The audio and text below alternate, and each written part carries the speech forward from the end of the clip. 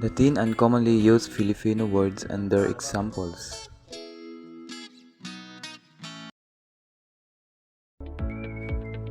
First, kalabaw o carabao in English words.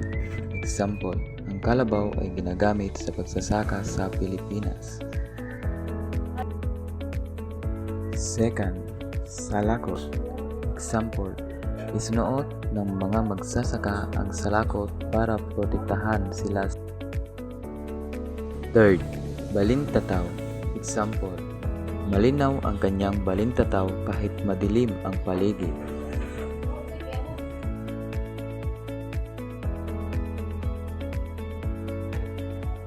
Fourth words, tagpi-tagpi. Example, ginawa niya ang kanyang damit ng tagpi-tagpi dahil sa kakulangan ng tela. Fifth, kaulayaw. Example, siya ang aking kaulayaw sa lahat ng pagsubok. 6. Talababa.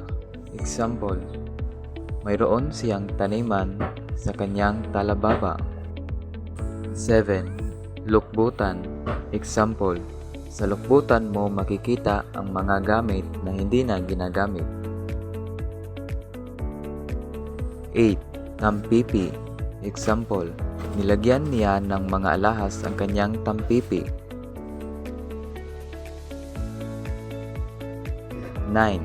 Salumpuwit.